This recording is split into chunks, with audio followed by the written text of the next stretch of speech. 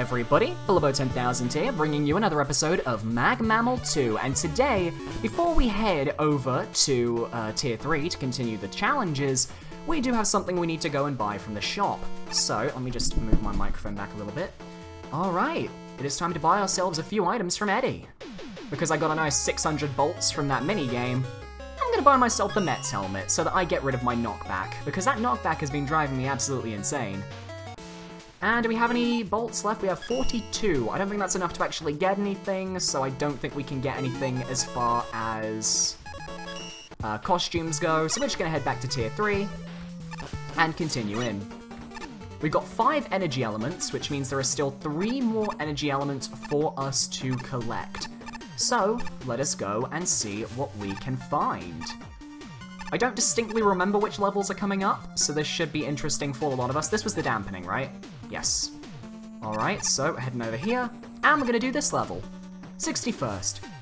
Shul Slime 64. Taco Man. Score 23.0. 18, 31, 24, 13, 29. Alright, let's begin. Oh. That's weird music choice. Not the biggest fan of it, I'm not gonna lie. Alright, taking you out. There we go.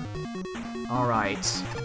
This is a pretty quick level from what I recall, but it's got horrible music. I'm not gonna lie, this is awful music. Oh god. Oh god, they actually...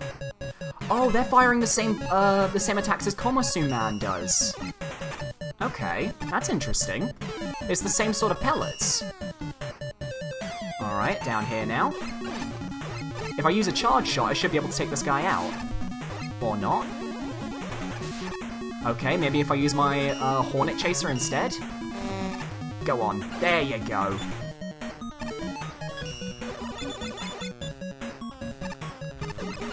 Oh, there we go. Got him. Alright, we're across here. Oh, this does not look safe in the slightest. This does not fill me with confidence. If there is any way I can take this guy out, I want to. Dual satellite. Oh, there we go. Okay, we're safe. We are... Oh my god. I almost died. I almost died. That was far too close for my liking.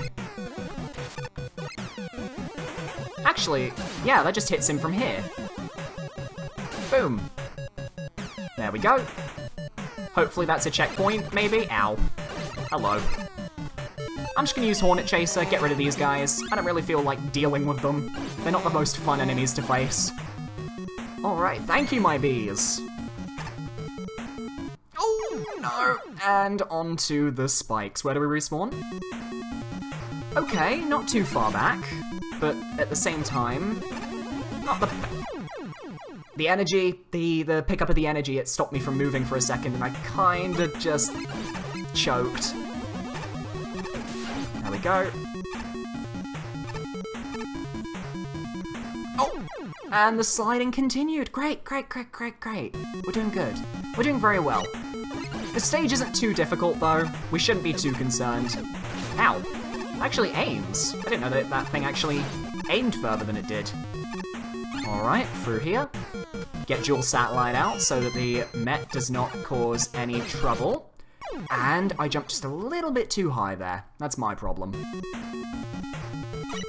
So this stage is a bit of a thing in terms of just, you know, there being a lot of stage hazards that can instantly kill you. It's less about maintaining health and more about just sort of surviving. It's got this sort of electricity-style vibe to it, which I quite like, actually. I quite like the sort of techno vibe it's got going. But at the same time, it does mean it is quite the dangerous stage. I'm also going to try and use the rush jet here instead. I don't really feel like using that platform when I missed the jump so easily last time. So, we're just going to use our dog and get up here. Hopefully there's nothing down here that's going to kill us. No, but there is, in fact, the boss door. Alright. Unless it's a mini-boss, but mini-bosses usually don't have these corridors. I'm gonna charge up just in case. Oh, it's Taco Man! He's so cute! Look at him! He's adorable. Look at him! Oh god. Ow. Okay, Taco Man, stop throwing those tacos around.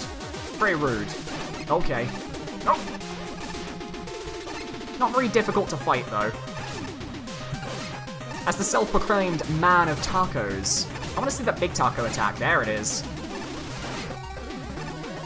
Boom! There we go, and energy element obtained. Pretty easy fight, honestly. Quite the simple one. Let's see what the judges had to say. Snow Went Pyro, 18 out of 50. Oh my god, the music, it's awful, make it stop. Besides the horrendous music, the level design exists. There's like 8 screens total. Most of the difficulty really just comes from really annoying jumps with the Shadow Man platforms, rather than legitimate challenges, though I do kinda like the room with the cannon and the 2 pot-ons. But other than that, it just exists, it's over incredibly quickly, and doesn't do much. The boss fight also leaves much to be desired. The jumping and mega taco attacks are fine, but the lobbing taco attack comes out far too fast to react to properly. There really isn't much else to say about the level. It has like 8 screens, it sure exists, it's bleh. Droopy Hornet, 31 out of 50. I'm sorry, but that music is just terrible. I almost had to mute this level. Anyway, the level itself posed a decent challenge, but it was a bit too short. Taco Man himself was kind of unfair because his primary attack, throwing a giant taco at you, was way too fast, and gave the player next to no time to react to it since it wasn't telegraphed well. I felt that one was telegraphed quite well. I think it was the smaller one that I had a problem with. Angel, 24 out of 50. This stage completely omits the concept of teaching its mechanics to the player. As a result, it's pretty fun and rewarding if you know the stage and know what you're doing, but it's pretty inaccessible to players who don't. A more streamlined design would have helped the level in building up a difficulty curve and would have prevented it from doing unpredictable things such as the drop into spikes. Our ugly Taco Boy isn't the most exciting boss fight, but to be fair, he's a fair one and pretty delicious. Gariri, 13 out of 50. There is nothing remotely likable about this level. The level design is horrible, obstacles and enemies are seemingly placed randomly and often make certain parts of the level unfair. Also, the music is absolutely awful, and the boss sprites look disgusting. Other than that, the level just feels generic and uninteresting. And Ace Spark, 29 out of 50. That was short. There are some decent platforming challenges here, 1 or 2 rather clever mixes of enemies and gimmicks. It's not bad overall, but there doesn't seem to be much to say. One bit that sticks to mind with the stage was the room with the Sparkman platforms and that blue platform which looks like you should be able to jump through it. Bit weird. This has issues with its aesthetics, or lack thereof. There is no theming in the level, the tile sets don't quite match each other, and the music— oh my poor ears, oof, my poor ears. I actually turned the music off while playing the stage. This is a little too short, for its own good, I think, but it's certainly better than one of the average levels. I was very surprised by having an actual robot master. He may be ugly, but I think is a decent boss. Taco Man as a boss was really good, but the stage itself was kinda basic. There wasn't really much going on, it felt very short, and it was over very quickly. But, you know, short, harmless, I'm fine with that. Pirate Man. Those scallywags and their drills digging through the tunnels. If they used my mines, they'd be done so much faster. Alright, next level is 60th. Adrian0901. Candy Panic. 23.4, 22, 36, 15, 26, 18. And 1 energy element. Let's go. Ooh. Okay. The sprites aren't exactly amazing, but it does look kind of cute. And this music, I'm not 100%, I think this is Yoshi's Island? I'd like to say it's Yoshi's Island, I'm not 100%, oh god. I'm not 100% though, so don't quote me on that, please. Oh my god. Susie's, please, octopus batteries, leave me be, please.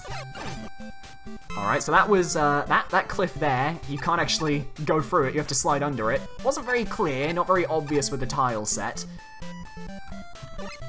And this definitely reminds me quite a lot of Cutman's stage from Mega Man 1, and Elecman's stage with its verticality. Because there were a lot of vertical moments, and a lot of the enemies come from that Mega Man 1. And this room reminds me a bit of the Bullet Room of Hell from Bomb Man's stage. And that feels ripped straight out of Mega Man 1, that's insane. Next you'll be saying there's a big eye at the end of the stage. Message from Candyman. Wondering which demise to choose? If you're going the top way, expect some cake climbing guts lift action, because I love them. Oh, and those annoying bird enemies. If you're going deep, expect some steamy hot chocolate diving action, including some highly toxic chocolate, because I felt like it. And you, dog, I heard you like music changes, so I put a music change in your cake cave. In that case, I think I'll try the cake cave path. Oh wow, yeah, full on change. Ooh, what is this music? It's a little bit on the jarring side, I'm not gonna lie. Oh, and I assume we're in some sort of chocolate deluge. Oh great, spikes I'm assuming. Oh god, after taking out one of these guys in the last map, in the dampening, I'm surprised I'm struggling so much to kind of get the right height for this. There we go. This is very reminiscent of Bubble Man's sort of stage. In fact, I would say some of these jumps are possibly ripped from Bubble Man's stage in that sense, that they are just that similar. Well, if you don't mind, diamonds are a Mega Man's best friend. Alright, brilliant. Got ourselves an E-tank. Note, chocolate in this room is highly toxic. Don't touch. The fact that the game has to tell us that does concern me a little bit. It feels like something that shouldn't have to be explained to the player, but should be something that you should actually show in the gameplay. That's one thing that I don't like about levels that give you these signs that kind of tell you things, because it's like, we're meant to try and figure that out via the gameplay. If your gameplay does not teach you how to play, teach the player how to deal with the challenges in your game, and it's Big Eye! God damn, this is completely Mega Man 1 related, isn't it? This is a Mega Man 1 stage. It was actually just a Mega Man 1 stage, basically. It just felt like I was playing Mega Man 1 again. Sorry I'm absent because someone decided to destroy my havoc-wreaking code and reprogram me to make candy for children. Dr. Light. To compensate for this, I left Metal Man instead. And fun story about Metal Man. I found out about this in the engine. If you use the dual satellite, he dies in one hit from his own metal blade. I don't know if I've shown that off before, but that is hilarious. Anyway, that's Candy Panic. I don't see a point in showing the alternate path, because there were no noble nickels to find, which means there was no reason to go back there. Anyway, let's see the judges' comments. Snurrant Pyro, 22 out of 50. That is an incredibly confusing tile set. It's really unclear what's solid and what isn't. Besides that, it feels like you focused way more on aesthetics than gameplay. The level design is just weird and there's no real difficulty curve, it's just stuff. The Guts Lift rides are extremely easy, and the one on the cave path you can just stand there and the tellies will never hit you. There's empty stretches of land where the only enemy in your way is a Komasuburo, then suddenly a Metal Man fight at the end, except there's no conveyor belt, so any semblance of difficulty just evaporates into thin air. The level is just really bizarrely designed, and you'll probably only get hit ever by random surprise enemies like the Crazy Cannon at the start. It's a bit bleh overall as a level. Jupy Hornet, 36 out of 50? Okay. I'm interested in why it's got that high of a score. First of all, why is there a 1-up at the beginning of the level? You know those refill your health, so it has no use, right? Anyway, this was a very fun level. It felt very casual, a nice stroll through a land of candy. I liked how you made a split path, but I don't think there was enough difference in the gameplay between the two. One was horizontal and one was vertical, but both sections were basically riding guts lifts over pits and spikes. Maybe keep the guts lifts in the vertical section and use another gimmick, like the falling rocks in the cave section. Also, the graphics in the beginning didn't really look good, and it was hard to tell what you could walk through and what you had to slide through. Still, the design was good, and it played well as a Mega Man level. Angel, 15 out of 50. This level seems to take a lot of its inspiration from Mega Man 1, however at the same time, it seems to only look at that inspiration at a surface level. It takes its assets and proposes a similar structure without looking deeper and figuring out what kind of design was used to make these classic levels fun to play. As a result, this level throws around enemies without much thought, has a split path where one side is much shorter and resorts to text in order to explain some of its mechanics, which is something you never want to have to do as a designer. Toxic Chocolate wouldn't even harm Mega Man because he's Steel type too, so what even? Pokemon reference. Jokes aside, I found this level to be rather irritating. I questioned its decisions on almost every screen, where the sections in which I didn't do so felt like they were ripped straight out of a classic title. Exactly.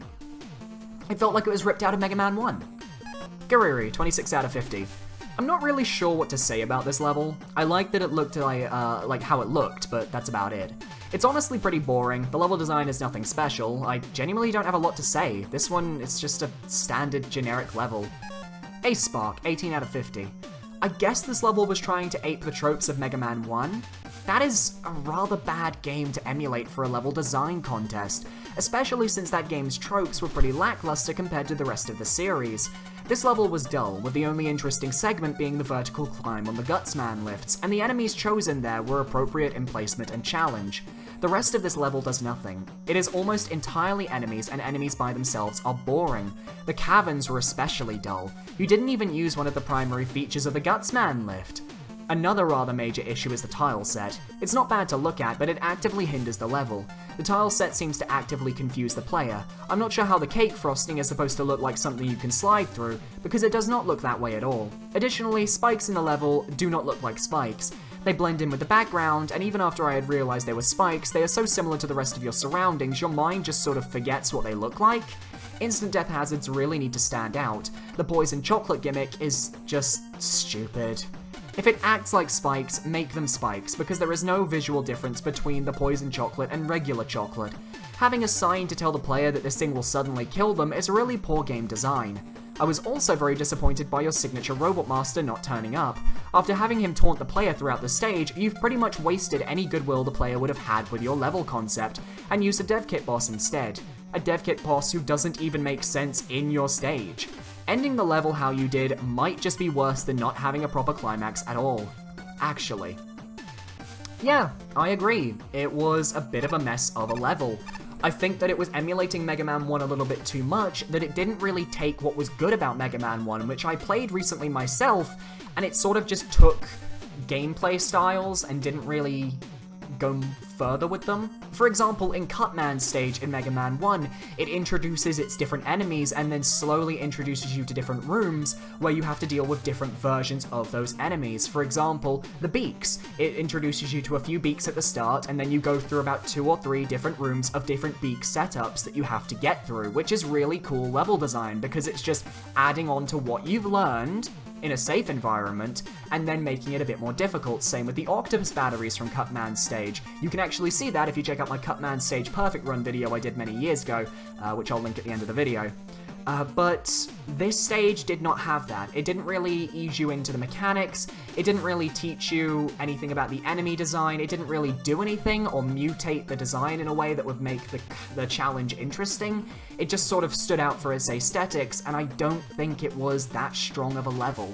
Personally, I would rather have a level that uses normal assets, but at least is able to do something different or unique with the concept than a level with custom assets that just doesn't do much. That's a problem that I think I've been noticing throughout this stage, with the Super Mario Bros. 3 level and a few of the other custom asset levels from this contest and the past contest. Alright, well thank you very much for watching, guys. I hope you guys enjoyed. If you guys enjoyed, feel free to leave a like, comment, and subscribe. Don't forget to check out my previous videos. You can check out my Cutman Perfect Run in the bottom left, you can check out my Minecraft game show in the bottom right, or you can check out my Patreon if you want to help support the channel to the right of my head. Thanks so much for watching, guys, and I'll see you next time. Goodbye.